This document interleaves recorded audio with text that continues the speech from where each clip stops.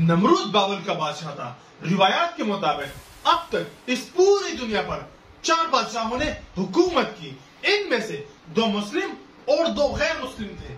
मुस्लिम बादशाहों में से जुल्करनैन और हजरत सुलेमान अलैहिस्सलाम थे, जबकि गैर मुस्लिम में बखनसर और नमरूद था।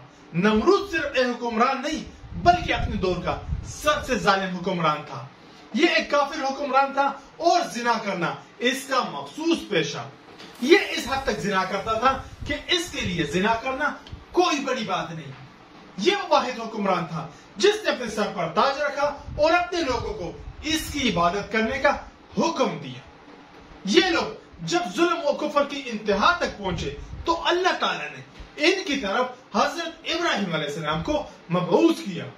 इब्राहिम अलैहिस्सलाम ने आते ही नमरूद के सारे बुतों को तोड़ दिया। इस पर नमरूद ने हजरत इब्राहिम अलैहिस्सलाम को आग में डाला और इसी दौरान कुछ गिने चुने लोग हजरत इब्राहिम अलैहिस्सलाम पर ईमान लाए और इन गिने चुने लोगों में से नमरूद की बेटी भी थी जो कि हजरत इब्राहिम अलैहिस्सलाम पर ईमान लाई। नमरूद की आग में हजरत इब्राहिम अलैहिस्सलाम के साथ क्या क्या वाकयात पेश आए जानेंगे आज की इस छोटी सी वीडियो में, तो वीडियो पर एंड तक बने रहिए। अस्सलाम वालेकुम दोस्तों, जब हजरत इब्राहिम अलैहिस्सलाम ने नमरूद के सारे बुतों को तोड़ा और एक बड़े बुत के कांधे पर अपनी कुल्हाड़ी रख दी और जब सुबह सवेरे नमरूदी कौम ने यह सारा मंजर देखा तो इनके कदमों तले जमीन खिसक गई। इस खौफनाक वाकये की खबर नमरूदी कौम ने सबसे पहले अपने बादशाह नमरूद को दी। ये खबर सुनने के बाद नमरूद का गुस्सा लबरेज हो गया और पूछने लगा कि ये किसने ये काम किया है। तो इस पर नमरूदी कौम ने कहा कि हमने ऐसा करते हुए किसी को नहीं देखा, अलबत्ता हजरत इब्राहिम अलैहिस्सलाम पर शक जरूर है कि वो ऐसा जरूर कर सकते हैं। तो इस पर नमरूद ने चिल्लाते हुए कहा कि इब्राहिम अलैहिस्सलाम को गिरफ्तार करके कैदखाने में डाला जाए। तो नमरूद के हुक्म के मुताबिक हजरत इब्राहिम अलैहिस्सलाम को गिरफ्तार करके नमरूद के दरबार में पेश किया गया। जब हजरत इब्राहिम अलैहिस्सलाम दरबार में पेश हुए तो नमरूद गज़बनाक लहजे में बोला, ए इब्राहिम, क्या तुमने ही हमारे सारे बुत तोड़े हैं? क्या तुमने ही हमारे खुदाओं की बेहुरमती की है? तो इस पर हजरत इब्राहिम अलैहिस्सलाम ने फरमाया, ए नमरूद, इस वक्त तुम्हारे बुतखाने में ये बड़ा बुत मौजूद है। ये सब कुछ इसने अपनी आंखों से देखा है। ये सारा कुछ होते हुए इसने अपनी आंखों से देखा है।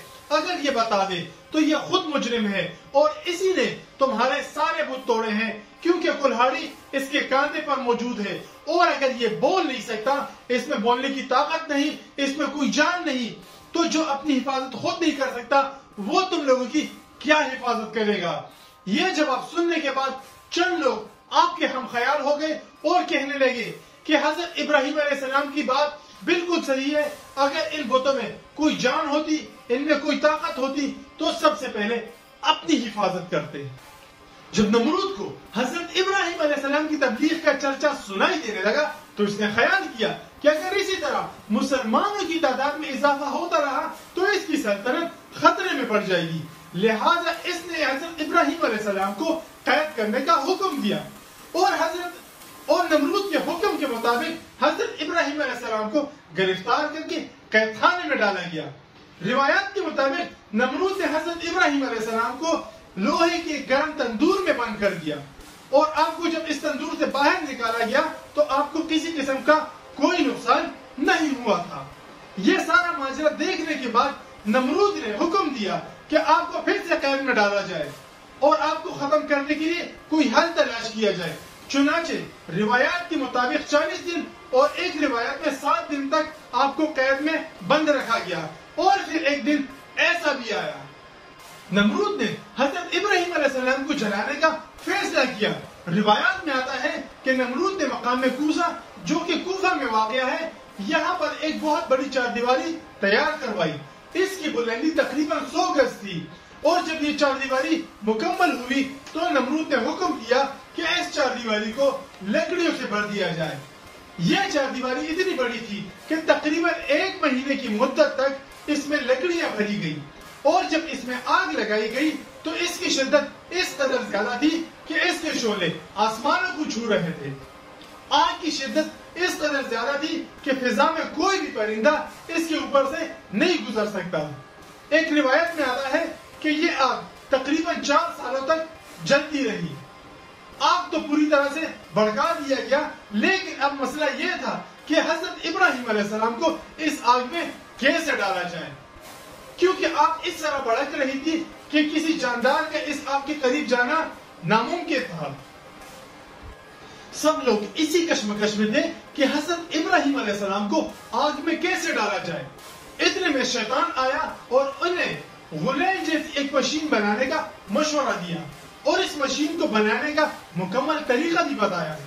جب یہ مشین مکمل طور پر تیار ہو گئی تو اس پر ایک بہت بڑا پتھر رکھا تاکہ تجربہ کیا جا سکے کہ یہ مشین ٹھیک سے کام کر رہی ہے بھی یا نہیں۔ اس کے بعد نمرود نے حضرت ابراہیم علیہ السلام کے ہاتھ پاؤں باندھ دیے اور گلے میں لوہے کی زنجیر ڈال دی۔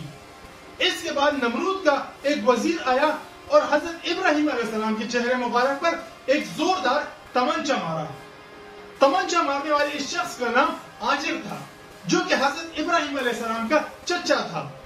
تمنچا مارنے کے بعد کہنے لگا کہ اب بھی وقت ہے، اپنی حرکتوں سے باز آ جاؤ اور نمرود کی بادشاہی کو تسلیم کر دو۔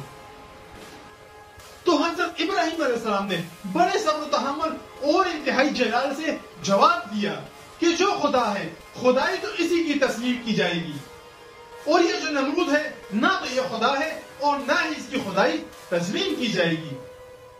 اس کے بعد نمرودیوں نے حضرت ابراہیم علیہ السلام کو اس غلیل نما مشین کے ذریعے آگ میں دھکیل دیا۔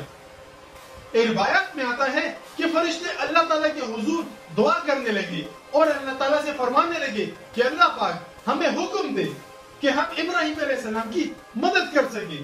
تو اللہ تعالیٰ نے فرشتوں کو فرمایا کہ جاؤ، اگر ابراہیم تمہاری مدد تسلیم کرتا ہے تو اس کی مدد کرو۔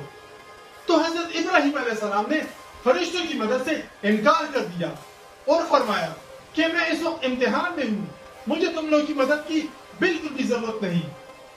یہ سب کچھ ہونے کے بعد اللہ تعالیٰ کا پاک فرشتہ حضرت جبرائیل علیہ السلام آپ کے استقبال کے لیے کھڑا تھا اور انہوں نے فرمایا کہ آپ کو کسی چیز کی حاجت ہے؟ تو حضرت ابراہیم علیہ السلام نے فرمایا بالکل حاجت ہے، لیکن تم سے نہیں۔ تو حضرت جبرائیل علیہ السلام نے فرمایا اچھا ٹھیک ہے، اپنے رب اپنے مالک کی طرف رجوع کر لو اور سوال کرو۔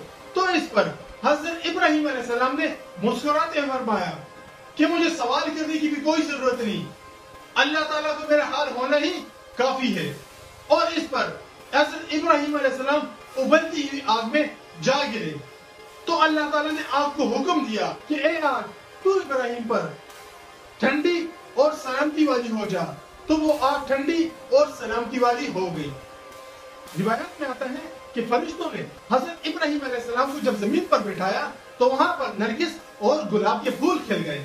ایک اور روایت میں آتا ہے کہ حضرت ابراہیم علیہ السلام جب آگ پہ پہنچے تو وہاں پر حضرت جبرائیل علیہ السلام نے آپ کو ایک تخت پر بٹھایا اور تخت پر بیٹھنے کے بعد وہاں سے ایک چشمہ جاری ہو گیا۔ ایک اور روایت میں یہ بھی آتا ہے کہ لکڑیوں کے وہ حصے جو جلنے سے رہ گئے تھے حضرت جبرائیل علیہ السلام نے انہیں زمین میں نصب کر لیا اور وہاں سے پھولوں کے خوبصورت پودے اگنے لگے جن پر خوبصورت پھل لگے ہوئے تھے۔ حضرت ابراہیم علیہ السلام آگ کے اندر خوبصورت پھولوں پر بیٹھ کر اللہ کو یاد کر رہے تھے۔ جب نمرود آپ کی حالت دیکھنے کے لیے ایک بڑے مینار پر چڑھ کر آپ کو دیکھنے لگا تو حیران ہو گیا۔ نمرود دیکھتا ہے کہ حضرت ابراہیم علیہ السلام آگ کے اندر ایک تخت پر بیٹھا ہے۔ نمرود نے یہ سوچ رکھا تھا کہ حضرت ابراہیم علیہ السلام آگ کے اندر خاک ہو جائیں گے، لیکن نمرود کا یہ خیال بس خیال ہی رہ گیا۔ چنانچہ نمرود نے جب یہ سب کچھ دیکھا تو اس کو خطرہ لاحق ہوا کہ حضرت ابراہیم علیہ السلام اگر اس آگ سے زندہ واپس آ گئے تو اس کی سلطنت خطرے میں پڑ جائے گی۔ لہٰذا اس نے اپنی فوج کو حکم دیا کہ حضرت ابراہیم علیہ السلام پر اس غلیل کے ذریعے پتھر پھینکے جائیں، اور جیسے ہی یہ عمل شروع ہوا تو اللہ تعالیٰ کے حکم سے وہ پتھر ہوا میں رک گئے اور بادل کی شکل اختیار کر گئے، اور پھر اللہ کے حکم سے یہ بادل اس آگ پر برسنے لگے، اور صرف اس گلزار حصے کے علاوہ اس بارش نے پوری آگ بجھا دی۔